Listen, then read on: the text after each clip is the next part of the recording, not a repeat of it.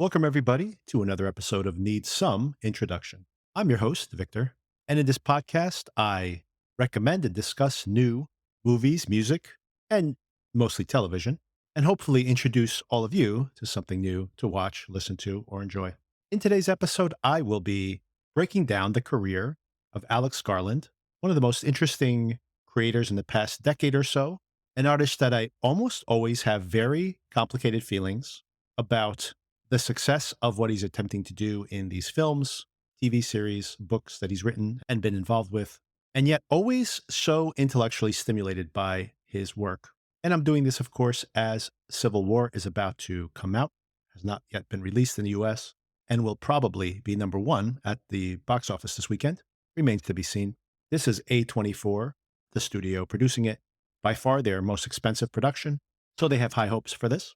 And in this episode, I will do a rundown of Garland's career, some thematic fascinations as a preview to going to see Civil War, hopefully some context for you if you're not familiar with his career, walking through with spoiler-free reviews of most of his films, and then I will have a spoiler-free and then a full spoiler review of Civil War. I'll warn you when the spoilers begin, and also here going through some of the highlights of his career. Before we get into the Garland retrospective, I have another post-apocalyptic review for you here.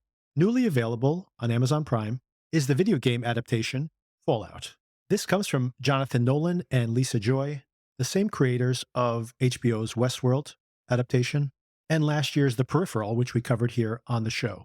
Now, honestly, given that pedigree, I was actually skeptical to try this out. I wanted to sample it. Video game adaptations are having a moment here, so I have a feeling that this was going to be popular, so I wanted to at least sample it, but I had my misgivings. First of all, probably halfway through season 2 of Westworld, I started to become pretty skeptical about that whole entire project, and by the time we got to season 4, I couldn't even watch the show. I tried to, I probably saw almost half of that season and honestly cannot remember anything that happened there. So I felt like that was really squandered. I then covered here on the podcast The Peripheral and felt really disappointed with how little that show did at all in season 1. Really, it felt like a full setup, just like a complete setup for a season 2, which will not come now. This is a huge problem I have with TV shows in the past few years since the streaming content onslaught began. So many of these shows are all set up for a second season and deliver very little in season 1. And I think that's why so many of them are failing, to be honest. It was a calculation across the board, make everything into a puzzle box that'll keep people on the hook for another season. If they don't watch season 1, they're not coming back for season 2. Hate to break it to all of you. All that is to say, I was wary. Also have a problem in general with video game adaptations, to be honest. The Last of Us really can't imagine a more handsomely produced adaptation of any video game. And yet that show really did feel incomplete in so many ways to me. So I have seen episode 1, only episode 1. The entire show is available. By the way, this is on Amazon Prime. If you don't have Amazon Prime, by the way, you can watch the first episode, which is all I've seen, once again, on Freevee, so anybody can watch it. And my first impressions are that I was pretty knocked out by this first episode. Now, grain of salt there, I remember seeing the very first episode of Westworld and recommending it to everybody I knew, saying like, this is maybe one of the best pilot episodes I've seen of anything. So can't judge these folks by their pilot episodes, honestly. But I'm really intrigued. From what I know, I do not know anything of the video game. I hear that this has the backdrop and some of the iconography of the show, of the video game, I should say, but a completely unique storyline. So should be fine for novices to follow along. I found it, the scope of the production here, absolutely flabbergasting. Like some of these sequences of this nuclear fallout and some of the special effects sequences here are just absolutely stunning compared to, for example, my expectations after seeing The Peripheral, that things were going to be pretty low, kind of cheesy on the cheap looking. And boy, this is incredible. The special effects are some of the best I've seen, way better than like Marvel movies, for example. So very impressed that they have spent this amount of money on this and very curious to see where the season 1 goes. So I am recommending this. Check out the pilot and check out the trailer that plays at the end of the pilot. The scope of this seems truly immense. And another thing, I often have this issue with video game adaptations. They'll often throw this like very goofy comedy in and then try to mesh it in with these darker themes. They've kind of avoided that here by having almost parallel stories. Some of it is kind of goofy, and then other aspects of it are extremely grim, but very realistic in the character psychology, for example, that we're seeing among some of these characters with darker motivations. But they've split the storylines apart to allow these different tones to exist almost in their own parallel storylines. But assuming that they're all going to merge together, not sure how that's all going to play out. But I am really interested. All that is to say, I am really interested by this really stunningly realized world and curious to see what the mythology is. There is certainly going to be a broader conspiracy that will be revealed over the course of the show. And maybe, like The Peripheral, and maybe like Westworld, it will all fall flat on its face. And maybe there's a curse in, for example, taking a story like Westworld and dragging it out for too many seasons. So maybe the best thing that could happen is that it has maybe just a 2-year run if they have a very tight story to tell in those circumstances. All that is to say, I'm wary, but very impressed, especially with the production here. Really beautifully directed by Nolan and show run by the couple. And yeah, all the production here is just absolutely top. So do check that out. And if I watch the rest of it and enjoy the rest of it, I will try to watch it over the course of the next week or so. Check in next week, and I will probably have a full spoiler review and breakdown of that show in next week's episode. Late next week. Give me some extra time. These are very long episodes. Also a reminder, reach out to us, needsomeIntroduction@gmail.com. Give us your feedback on any of the shows you've been watching recently or feedback on our content here as well. And follow me on Letterboxd if you don't want to remember to write down all those recommendations and those capsule reviews of Garland's films. Check out the show notes. I'll have a link to another list on Letterboxd or follow me on Letterboxd. Okay, so let's get into the breakdown of Garland's career to this point. Garland's father was a political cartoonist and his grandfather was a novelist, so you see some of his pedigree and his interests right within his family. And importantly, his mother was a psychologist. The political satire and exploration of topics may very well have come from his father's political cartoons and his father's interest in politics.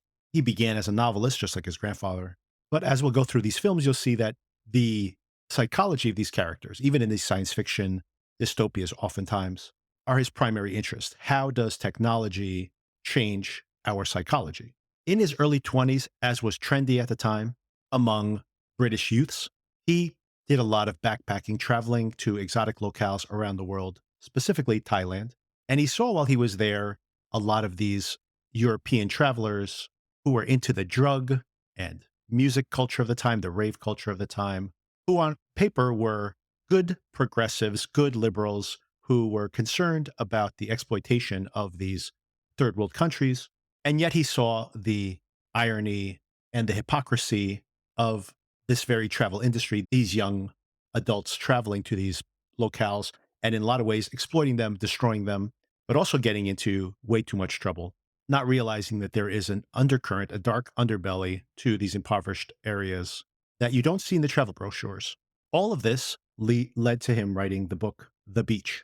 Now, if the plot sounds familiar, what I just described there, you've probably seen Danny Boyle's film, The Beach, starring Leonardo DiCaprio.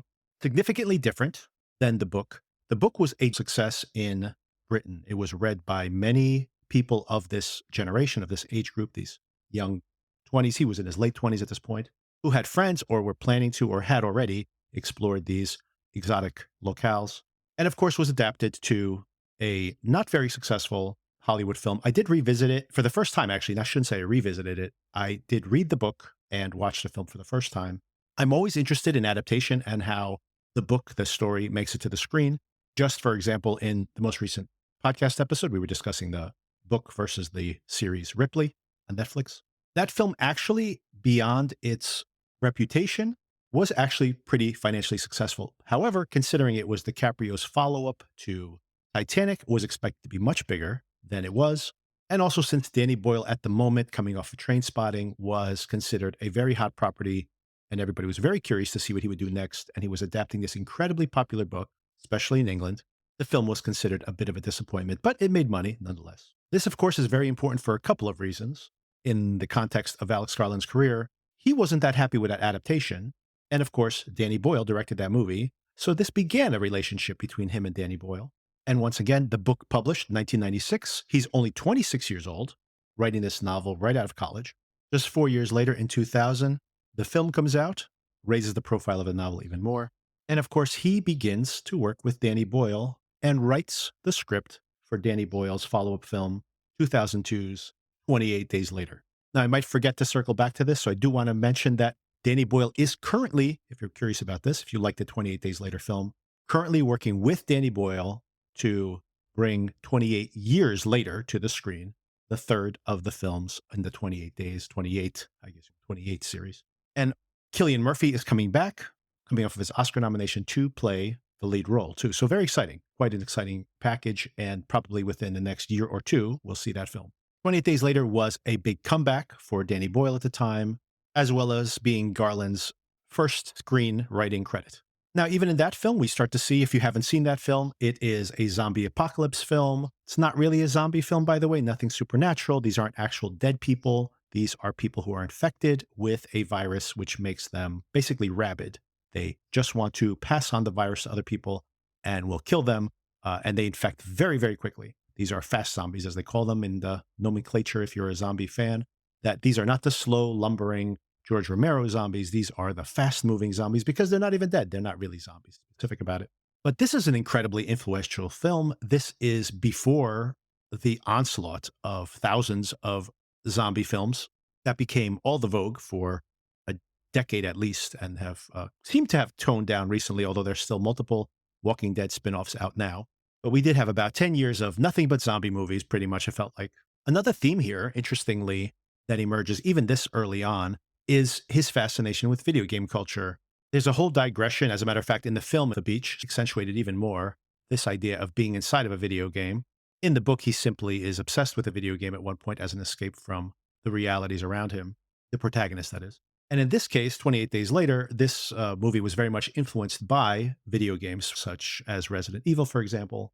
But Garland does explore the way that video game culture may impact our society as well. Another interesting point in 28 Days Later, if you haven't seen the film, I won't go into anything too spoilerish, although it's not really the type of film that you can spoil, to be totally honest.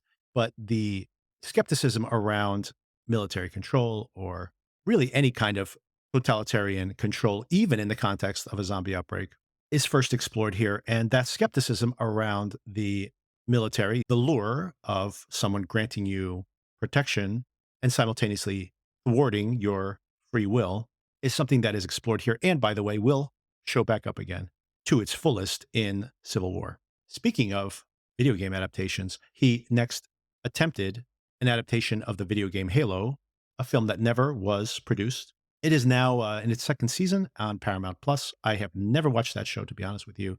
I've heard mostly positive things about it, but once again, for the purposes of our conversation, I do not believe they reused any of Garland's original take. But I do want to mention it because here it is again, his interest in video gaming and how it impacts what we watch and the culture at large. He reteamed with Danny Boyle in a very underseen, I think, still very underseen film, which is very hard to find to stream. I actually was trying to find this to stream to put as a recommendation and couldn't find a convenient place. And the film is called Sunshine. And it's about a international all-star cast, by the way, of everybody in that film has gone on to become even more famous. We have Cillian Murphy, of course, just winning an Academy Award. We have Chris Evans, of course, Captain America. We have Rose Byrne, who's been in 100 things, including Bridesmaids since then. We have Michelle Yeoh, who, of course, just won an Academy Award just a couple years ago for Anything Everywhere All at Once. We have Cliff Curtis, now in everything, Avatar, The Meg, Hobbs and Shaw, Benedict Wong, Mark Strong, and Hiroyuki Sanada, who's just currently just killing it on Shogun.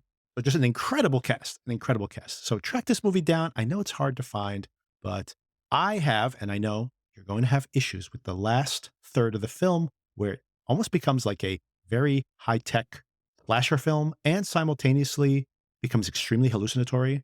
But I got to tell you, watch this on a big screen. The action sequences in the first 2/3 of this film. This is a mission of astronauts headed to the sun to reboot the sun. The sun is dying and Earth is getting colder and they need to re-inseminate the sun. And I use that intentionally, by the way. The visuals of this film are incredible. And you basically have this ship shaped like a sperm heading towards this giant ovum that is the sun. And it's just the logistics of how do these people survive to even pull off this mission. But of course, there's the additional fact that there has been a failed mission that made it almost all the way to the sun and is just floating out there. And what happened to that original crew? So you have that kind of haunted spaceship movie, which we've seen before in Event Horizon and other films like that. And we have this very speculative, more naturalistic science fiction. Once again, a callback to Civil War, a very realistic portrayal of what might have occurred. But then this psychedelic ending, which will reference other psychedelic endings in the end of his films as well. The psychedelic part doesn't work as well for me. The slasher movie, this murder spree, doesn't really work as well for me. But everything leading up to it is absolutely 10 out of 10, and visually, some of the most stunning visuals you'll see. Of course, that's Danny Boyle again, and this is not directed by Alex Garland, but you can imagine how Boyle had an influence to some extent in Garland's visual style as well. Next, he wrote the screenplay for another very underseen science fiction film, another adaptation, by the way, but not of his own book. He adapted Kazuo Ishiguro's Never Let Me Down, another alternate history, it's a spoiler just to tell you the premise of the film, so I'll leave it there. This film doesn't fully work for me, not the way that is not as successful as the novel itself, but it is often heartbreaking, has some great performances, is really visually beautiful. And here we have Garland just as an adapter, but you see him gravitating to these dystopian alternate histories. Then in 2012, we have another pivot point here. He works on the comic book adaptation Dredd, based on the Judge Dredd comic books. He writes the screenplay, but more importantly, he had a very specific visual style he wanted for the film itself. And the reports are that he basically took over directing duties. The credited director is Peter Travis, but Garland was not only the person who spoke to the actors to improve their performances, but was also in post-production very interested, really took control of the visual effects. If you haven't seen this film before, and I do recommend it as long as you're not squeamish about violence, honestly, there's so much hyper-violence in so many of these films I'm about to describe that you probably aren't squeamish if you're listening this far into this episode. And this film is really thrilling, by the way. It's so contained. It's very much like the film The Raid, which came out the same year, where you have a drug gang inside of a high rise and basically working from level to level. Once again, very much like a video game, not surprisingly, to clear out the bad guys. Now, unlike The Raid, where the bad guys are explicitly the bad guys and almost superhumanly talented at murdering the good guys, and there's the one lone survivor that needs to battle his way through, there is a lot of ambiguity here, moral ambiguity here, as to Judge Dredd, who is this judge, jury, executioner, who's basically there to kill everybody in the building. They could just be there to get high, just addicts or users. Everybody gets the equal execution judgment. And this drug they take makes everything, I think it's called slow-mo, it slows everything down. And we get to see these incredibly violent sequences in incredible slow motion. You see bullets passing through people's faces and things like that. It's incredible visuals, beautiful and grotesque at the same time. Once again, something that we will see more of in his subsequent films. And at that point, when he took over control of this film, this is when he officially becomes a writer/director. And that begins with A24, this starting a young production company, released Ex Machina in 2014. This film stars Domhnall Gleeson, Alicia Vikander, and Oscar Isaac. Once again, relatively early in their ascent to fame. He's incredible at casting, finding these people who are about to be huge. The film had a very limited release in the United States. A24 at the time did not have a huge distribution company. However, it just hung around in theaters week after week and eventually made $25 million in the US and more overseas. But much more importantly, has become a huge hit on streaming DVD, etc. I think on Netflix at one point had it. It was at number one. This is a few years ago when it was released there. And to this day, his most beloved film, I think, among general film critics and audiences as well. I just rewatched this very recently in preparation for this retrospective. And this really holds up. This is very much a film noir set in this incredibly beautiful hotel. There's a famously beautiful, sparse hotel in Iceland, I believe, which is actually supposed to be the getaway or this fortress of solitude for the Oscar Isaac character. And in this film, Domhnall Gleeson arrives. he has been selected. He works at this very high tech Facebook style company. When he arrives at this beautiful, out of the way locale, he encounters the Oscar Isaac character, who's very much a Elon Musk type genius who perhaps is overstating his genius, is maybe over relying on the chemicals he takes for some of his prowess, but nonetheless has invented something quite unique. He believes that he has created an AI person who will pass the Turing test, basically convince somebody that they are alive. Very prescient in a way, not prescient, I guess, because it was already happening at the time, but a very interesting movie to revisit if you haven't revisited it in a while, in the context now of this discussion of AI and large language models. And it raises many really interesting questions. A few things we start to see here in Garland's style. First of all, he strips things back, way back. He makes his casts much smaller. He really is interested in putting people in isolation and then having them interact really just one-on-one. This is such a small cast of characters in this movie for the vast majority of it. And yet those three characters don't even interact with each other on screen at the same time. It is very much one person interacting with another person and then relaying that information to someone else, or the other person observing their two interactions.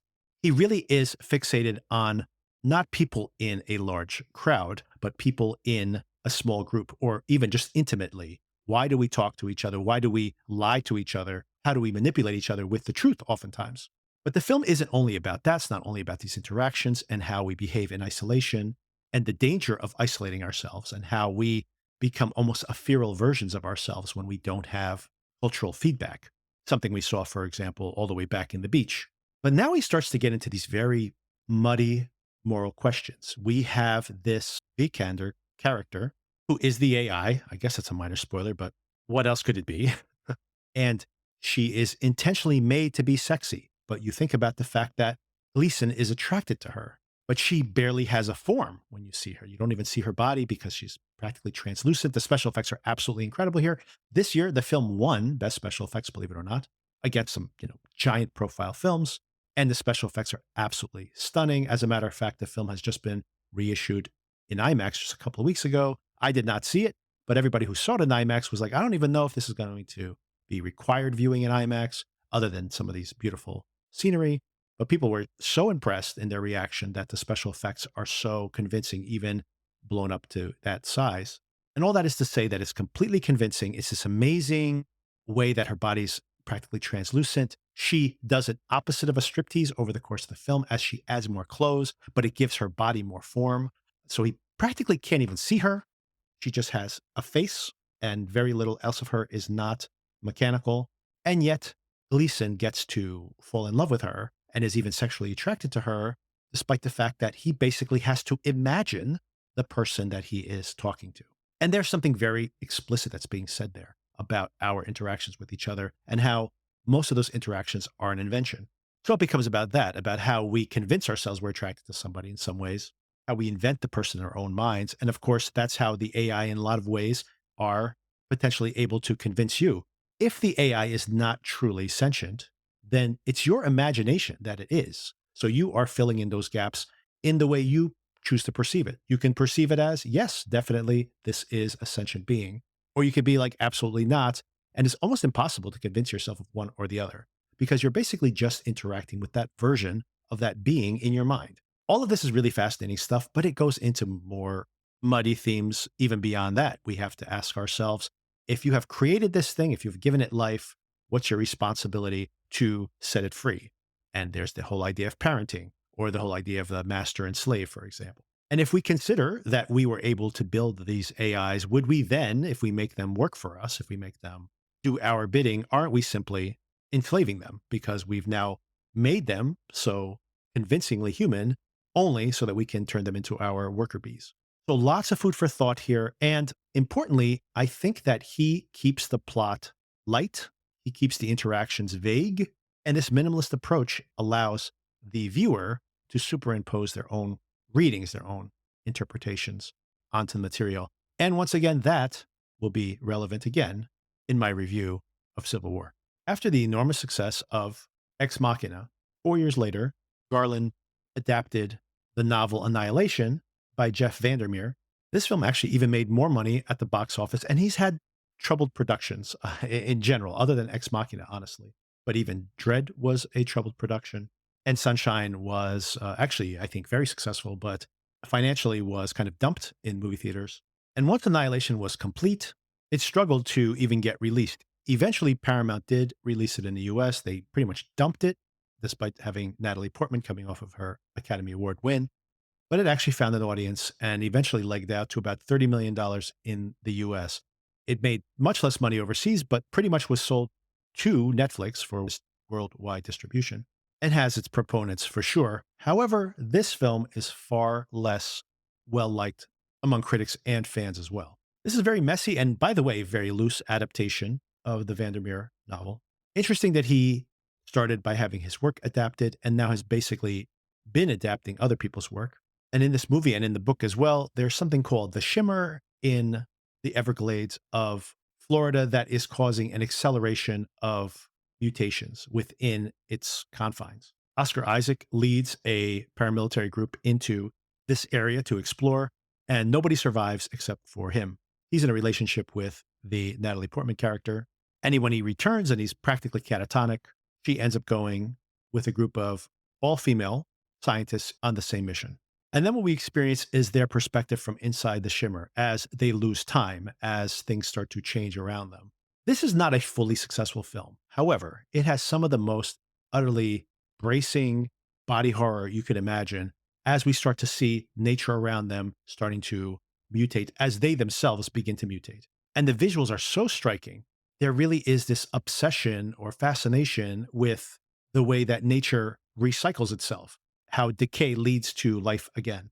Simultaneously, we see these characters, all of them pretty much seem to be depressive, and the film isn't fully able to bridge that gap. But I still recommend this very highly if you like this kind of very intellectual sci-fi, because there are some very big questions being asked here about our place in nature, about what happens when nature usurps us, right? Potentially, if we want to read a through line between this film and the previous one, what happens when AI replaces us? If they evolve beyond us, what would our place be in the world? And in this film, since we are just a piece of nature, what happens when nature itself reclaims the world around us? It also features some of the most disturbing images. There is, I once again don't want to spoil this, but there is a creature in this film that is really, really memorable and just one of the most crazy things you'll ever see. So even just for that, just for the incredible visuals, the incredible design work here, on a relatively small budget, he's able to do a lot. Coming right off of Annihilation, he began working on an FX series called Devs. Now, perhaps out of all of his works, this is the one that I had the most trouble engaging with. This series very much keeps us at arm's length, although it does explore these really fascinating ideas as it progresses. But I would say if you have a similar reaction to me where you feel very cold about the series after that first episode, let's say, stick with it, because not only does the film become surprisingly emotionally powerful, the coldness that you're reading in the series itself may be intentional. Like, I don't want to spoil anything, but let's just say there might be something being revealed in the antiseptic feel of the film, or this series, I should say. This film stars for the first time in his films Sonoya Mizuno, who we see briefly in Civil War, and actually has been in all of his projects. This is by far her biggest role. This is an actress that I don't always engage with. I have to say, she's on House of the Dragon as well. I have many problems with her on that series, more so than I do here. But maybe my biggest problem with Devs is having her so central in this series. An actress I just simply do not engage with very much. She started off as a dancer. She is very striking in Ex Machina, for example. But having a whole movie on her back seems to be more than she can handle, especially at this point in her career. And she works at another giant IT compound led by Nick Offerman, which we will see again, of course, in Civil War, and features terrific performances by Stephen McKinley Henderson, who we'll see in Civil War, and we just saw in the first Dune movie, and Kaylee Spaney. Talk about getting somebody early in their career who just had a year now appearing in the film Priscilla, playing Priscilla Presley, and now also one of the stars of Civil War. And there's a murder mystery at the center of Dev, so once again, it starts to feel a bit like a film noir, definitely a genre that he has played with multiple times. And over the course of this investigation, we start to understand the project itself. It turns out that Nick Offerman has a tragedy in his past that he is trying to understand how it could have been avoided. And he has built a supercomputer that can take in all of the facts leading up to an event and basically predict its future. So he's trying to create this predictive engine, basically. Once again, the idea of this predictive algorithms we're using today for large language models. And he's constantly frustrated because he thinks there's a bug in what he's seeing, in that there's only a probability of an outcome. But he is trying to prove that time is linear. There's only one possibility of events from beginning to end.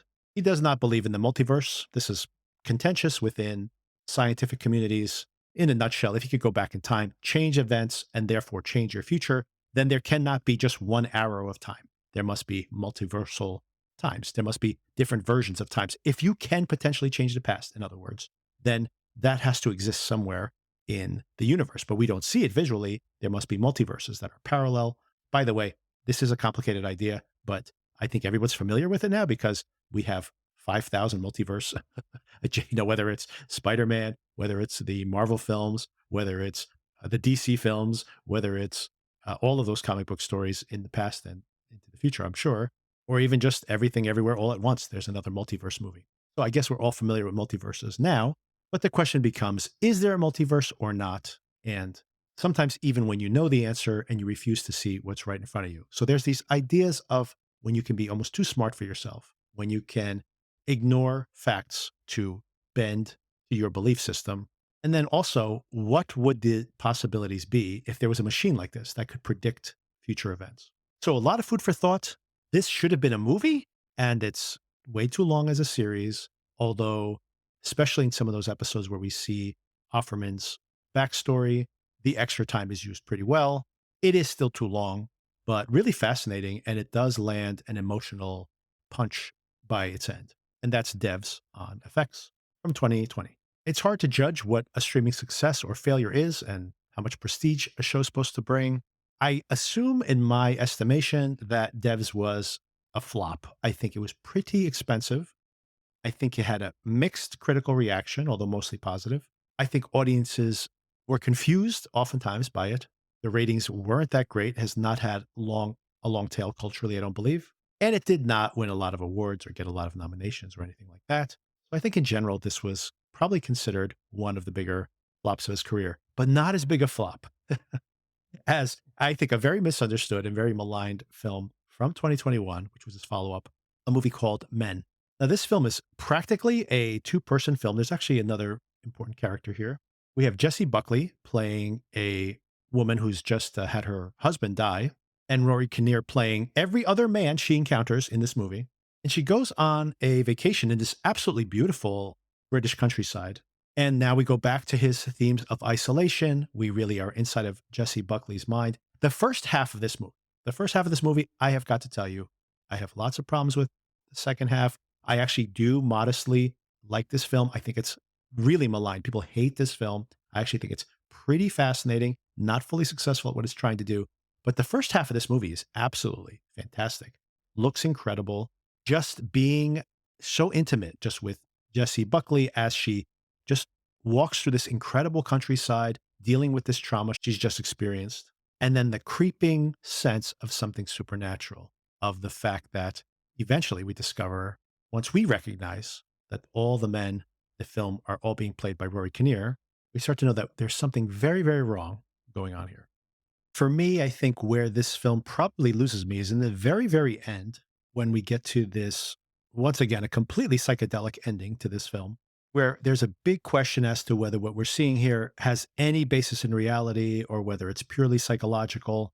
And then rather than leaving things ambiguous, which I'm actually okay with, there are multiple signifiers in the final moments of this film that would force either a literal read or a purely psychological read, and leaving things so oddly undefined doesn't work in this particular case. However, I still support this film. Now, to appreciate it, if you are really interested in Alex Garland's career, I see this as almost a mirror image film to Ex Machina, whereas instead of having this questioning of this female character who's trapped inside of this room in this facility. I'm talking about Ex Machina now.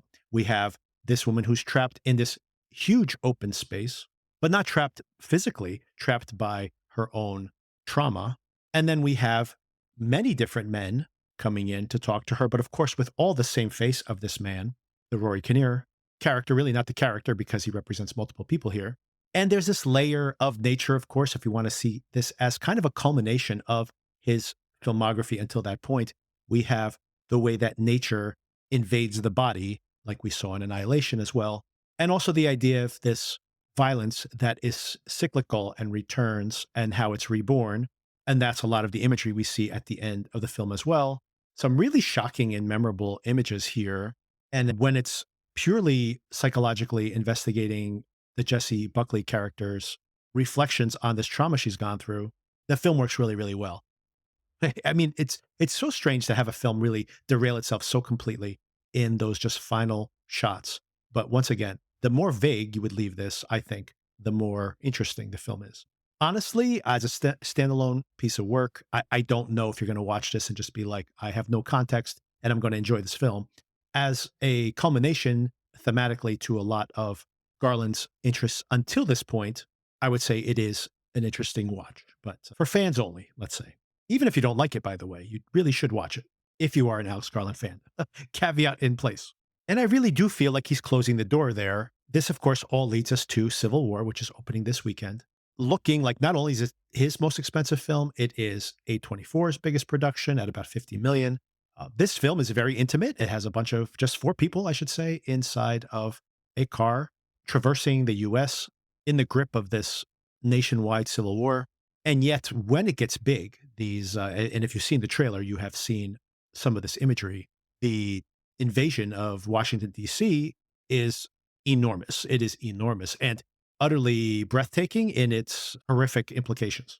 So it really feels very different. It gets very large, has a large cast. It's very action based. It openly is an action movie for large sections of it. So in so many ways does not feel like a Garland movie, but in its confrontational and questioning stance and its ambiguity, really in its screenplay, very much an Alex Garland film. And as the film opens, we have the context that the president, Nick Offerman, who is now in his third term, illegally, as far as many of the people who are fighting this civil war against him would believe, he's basically trying to maintain this existing government where these what's called the Western forces, which is California and Texas, an interesting choice. First of all, two enormous states, obviously. The two states together are nearly a third of the American population, are at war with DC, the existing government. Now, very importantly, we do not hear this person is a right winger, this person is a left winger, this person is a Democrat, this person is a Republican. Importantly, the coalition of states that are fighting the Civil War, California, the biggest liberal state in the country, and Texas, a population-wise, vote-wise, a swing state, practically a swing state, within a couple of percentage points. However, politically, a conservative cornerstone. Or really, Texas is the powerhouse of the Republican control of the House of Representatives, for example. So in having this union of these two states, it leaves things open as to, well, if we want to talk about our current political discourse, is this a democratically led? Is this Republican led? We know the president is in a third term, which of course is currently illegal. So is he a fascist or is he stuck in office because this is a civil war that he's going to lose and no one else wants the position? Maybe he's just stuck there as a figurehead and has to ride this war out.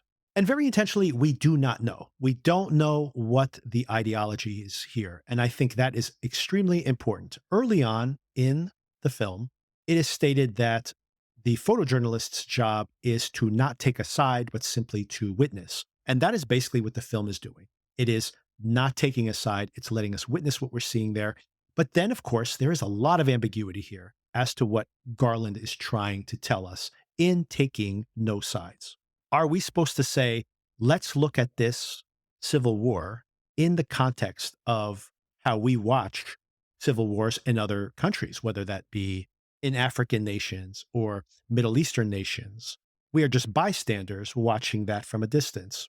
But imagine our same remove of just being tourists, just watching what's happening without picking a side, just watching it as observers of history. What happens when this is intimately happening within our own borders? It really does give you a different feel. And I'm going to tell you honestly, this movie was thrilling at times, but nauseating at the same time. There are moments in this film where I can't even describe my physical reaction to it, where it's so convincing in its on the street war footage, but not in the way you see a thrilling action sequence in a Marvel film or something like that. Suddenly putting it in the context of the country tearing itself apart literally nauseated me in the theater. And I think that is to some extent the intention. In the film, Kirsten Dunst plays a character called Lee, who is a photojournalist. She's on a trip to DC. They're planning to interview the president, assuming that the government's going to fall and trying to get his last interview. She's with Wagner Moura, who we just saw in Mr. and Mrs. Smith, by the way. Excellent here as well. There's an older colleague played by Stephen McKinley Henderson from Devs, as I mentioned earlier, an older photojournalist as well. Lee has a relationship with him and he piggybacks onto their trip. He only wants to go to Charlottesville. He does not want to go to DC. He sees that as a suicide mission, but he does want to tag along for part of the trip. And lastly, Kaylee Spaney, who Lee rescues from a suicide bombing. Unrecognizable here, just in jeans and a t-shirt, having just seen her in Priscilla, playing Priscilla Presley, all dolled up in her 50s style. 60s, I guess, 60s style. And she's a huge fan of Lee, but also very green, has no experience in the field, and basically just wants to be a photojournalist. And then as they go on this trip to DC, we see them encounter kind of what we've seen in other dystopian type films. There is a mistrust, there is anarchy, there is vigilante justice, there's the collapse of the US dollar. They have to buy things in Canadian dollars. But very much it is about witnessing this collapse. And in some ways, I think that this is, and this is open to interpretation, I think there will be a lot of negative takes on this film, that the film doesn't have a moral perspective, and in a way that is craven, so that it appeals to both people on the left and the right. And maybe strategically, this is smart from a marketing standpoint, because this film is targeted to open very well this weekend. But I think that isn't even the intention in making this a non-politically focused film. I think Garland's intention here is, first of all, to make us look at all those people out there who are just like, you know what? We got to just tear things up. We just got to tear it down. The system doesn't work anymore. These are people on the left. These are people on the right. These are both on both sides, that people are just like, we need to start over. And this is to say, what happens? What does that actually feel like in realistic terms? What does really doing a hard reset of our system look like? And conveying it in a realistic way, not the fantasy simplicity of a lot of populist rhetoric out there. But I think there's another intention here as well. These photojournalists that are just simply witnessing the world around them, I think there's a bit of a critique here, maybe a self-critique as well as a filmmaker, because that's what he's doing here. He is a bystander who is simply recording this for entertainment purposes to a large extent. And that's what these photojournalists are doing. And that's what we do every single day as well, right? They're out there not making change, but reacting to it, making their content, basically their social media posts, right? In this case, their photographs, out of this war that is breaking out all around them. And to them, it simply has become part of the product that they produce. And there is a thrill in being there, in being a part of the history, of recording it. But then how complicit are we in the atrocities we witness here when we are willing to exploit them for ourselves? And the film very intelligently allows us to have the visceral thrills early on. Audience members laughed out loud over multiple sequences here where there's a lot of grim comedy in what we're watching. Some of the deaths here in the film are gut-wrenching, and yet others are played for laughs with Say No Go, for example, the great De La Soul song with the Hall & Oates sample as musical accompaniment. Large sequences here in the film take place within the confines of the cabin of the car itself, and it works really well. It's also a way to constrain the budget, by the way. You shoot half the movie in one car. You shoot the other half of the movie as huge spectacle with the night skies lit up and tanks driving down the roads through major US cities. Now, if there's a criticism, you can say, we don't know anything about these characters, but I was invested in them, honestly, because I think that's, once again, a point in the film that in this circumstance, you wouldn't know these people intimately. You wouldn't know their full biography. You just see them reacting to what's happening around them. And in this case, the threat of death is constant.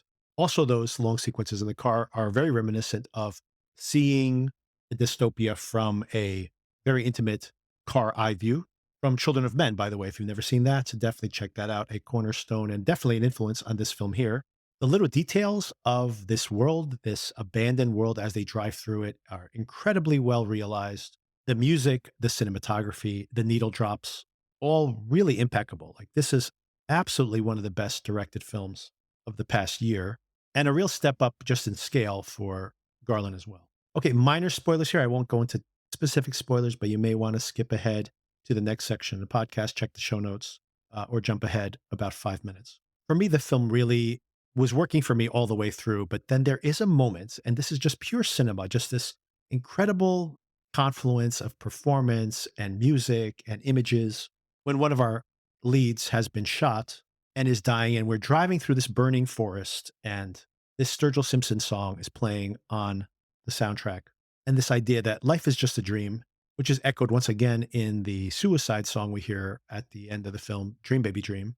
But this sequence is just like the highlight of the film for me. It was just magical in its sadness and its loss of hope. And that all leads to this angry confrontation in DC, where now, if we had any question at this point as to whether we should see these people as heroes for putting their necks on the line to record this, or suicidal thrill seekers, or straight up vultures that are feeding on this misery, I think it's pretty clear that these people are non heroic by the time we get to the end.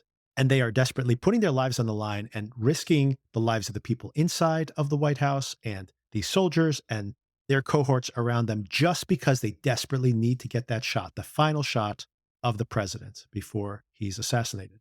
And this is when the whole thing became gut churning. Not only the visuals of DC being destroyed, completely convincingly, by the way, but also just to think that you are now fully aligned with these amoral characters who are salivating, especially the Mora character, salivating at the opportunity to witness this atrocity. And really, as I mentioned, makes you question what we all do every day when we are willing to share some comedic meme about the atrocity of the day or the crime of the day, and how we just become totally desensitized to the horrors around us.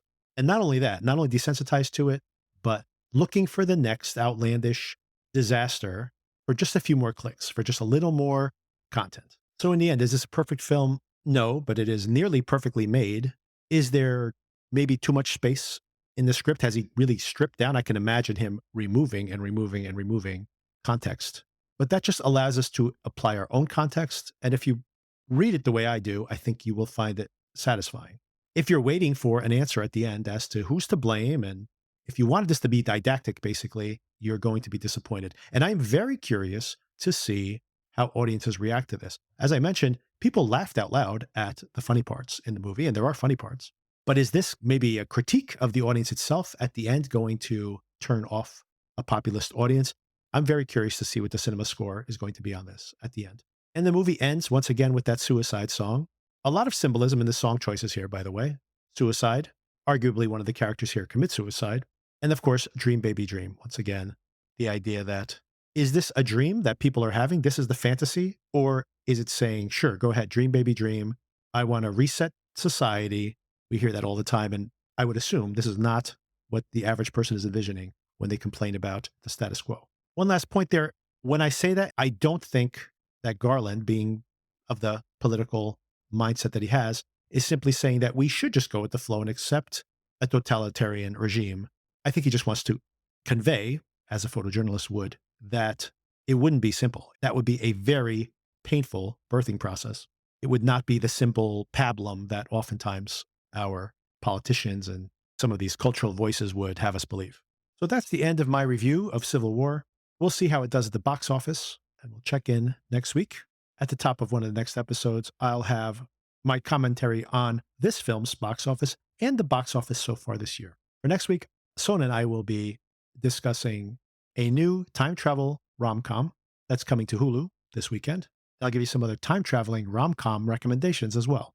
And I'll have my final verdict later in the week on the Fallout series, so stay tuned for all of that. If you'd like to support the show, give us a rating or a review on Apple Podcasts or any podcatcher, however you listen to us. Recommend us to your friends and family, and follow me and reach out to me on Letterboxd. Check the show notes for all the links, and I'll talk to you soon.